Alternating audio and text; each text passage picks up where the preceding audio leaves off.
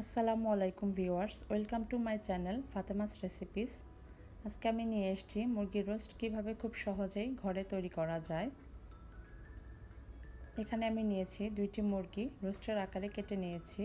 এখানে নিয়েছি 2টি স্লাইস করে লেবু, হাফ টেবিল চামচ মরিচের গুঁড়ো, 1 টেবিল চামচ ধনিয়া গুঁড়ো, 1 টেবিল চামচ জিরার গুঁড়ো, 1 টেবিল চামচ লবণ, হাফ টেবিল চামচ দারচিনি। এখানে নিয়েছি 6-7টা সাদা এলাচ, 3টা কালো এলাচ, কিছু জয়ত্রী, একটা জয়ফল ও কিছু নিয়েছি লং ও কালো গোলমরিচ এবং পরিমাণ মতো তেজপাতা। এখানে নিয়েছি আমি 1 কাপ পরিমাণ টক দই, 5 টেবিল চামচ আদা রসুন বাটা এবং নিয়েছি বাদাম বাটা ও 1 টেবিল চামচ পোস্ত দানা বাটা। এখন আমি সব মশলাগুলো মিক্সড করে নিব। একে একে সব মশলাগুলো মিক্সড করে নিচ্ছি। দিয়ে দিব এখন টক দই। আদা রসুন বাটা আমি হাফ দিব আর হাফ রেখে দিব যখন আমি মশলাটি কষাবো তখন ব্যবহার করার জন্য।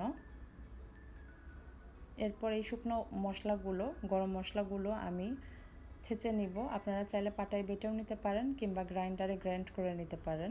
মশলাগুলো একটু গুঁড়ো থাকলে মেশাতে সুবিধা হবে। এরপর আমি ভালো করে সবগুলো মশলা একসাথে মিশিয়ে নিয়ে ম্যারিনেট করে রাখবো 1 ঘন্টা। হাফ তেজপাতা দিয়ে দিব এবং হাফ রেখে দিব, পরে মশলা কষানোর সময় ব্যবহার করব। ভিউয়ার্স, আমার রেসিপিটি যদি আপনাদের কাছে ভালো লেগে থাকে please subscribe my channel Fatema's recipes. Please আমার নতুন চ্যানেল, সবাই আশা করি আমাকে সহযোগিতা করবেন, আর নতুন নতুন রেসিপি পাবেন ইনশাআল্লাহ। এরপর আমি এখানে পেঁয়াজ বেরেস্তা করে রেখেছি আগেই এবং ফ্রাই প্যান গরম দিয়েছি। 4 টেবিল চামচ ঘি দিচ্ছি। এরপর দিয়ে দিব 1 কাপ পরিমাণ পেঁয়াজ বাটা। এরপর দিয়ে দিব বাকি আদা রসুন বাটা। এরপর দিয়ে দিচ্ছি সেই গুঁড়ো মশলাগুলো, সাথে আস্ত একটু জিরা।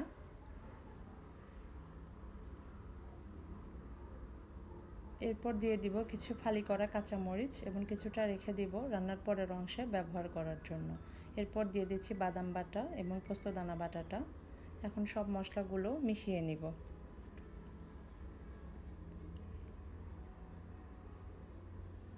এরপর দিয়ে দিব আমি যেই মশলার পানিটা ছিল এইটা এবং টমেটো পিউরিটা আপনারা যে কোনো সুপার শপেই পেয়ে যাবেন। এখন আমি মশলাটা ভালোভাবে মিশিয়ে নিয়ে 10 মিনিটের জন্য ঢেকে দিব ঢাকনা দিয়ে। অন্যদিকে এখন দিয়ে দিচ্ছি আমি 1 টেবিল চামচ টমেটো সস। অন্যদিকে আমি একটা ফ্রাই প্যান নিয়ে নিয়েছি, এখানে তেল গরম হয়ে গেছে। এখন আমি মুরগির মাংসগুলো দিয়ে দিব, একটু হালকা ভেজে নেওয়ার জন্য। মিডিয়াম আঁচে থাকবে যেন পুড়ে না যায়, কারণ বেশি জোরে আঁচে দিলে পুড়ে যেতে পারে এবং ভেতরটা শক্ত হয়ে যেতে পারে। হালকা একটু ব্রাউন হয়ে আসলে আমরা রেখে দিব।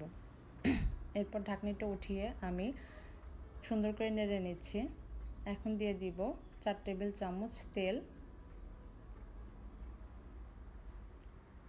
আপনারা চাইলে পুরাটাই ঘি ইউজ করতে পারেন। দিয়ে দিচ্ছি মুরগিগুলো। 1 টেবিল চামচ সয়া সস আমি দিয়ে নিয়েছি।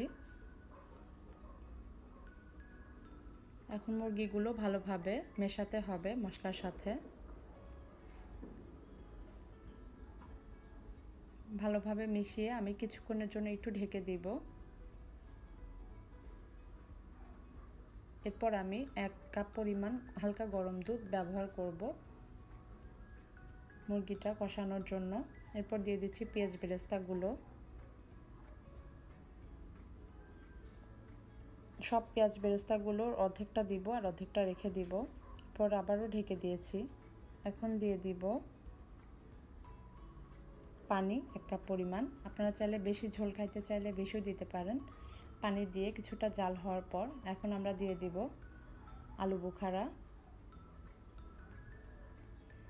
এবং 1 টেবিল চামচ চিনিটা আপনারা কেউ চাইলে কমও দিতে পারেন, চাইলে নাও দিতে পারেন। আমি কেওড়া জলটা ব্যবহার করি না, কারণ এটার গন্ধ আমার কাছে ভালো লাগে না। এখন কিছুক্ষণ ঢেকে চুলা আস্তে অল্প আঁচে রেখে দিব। তৈরি হয়ে গেল আমার মুরগির রোস্ট রেসিপি। আশা করি আপনাদের সবার ভালো লেগেছে।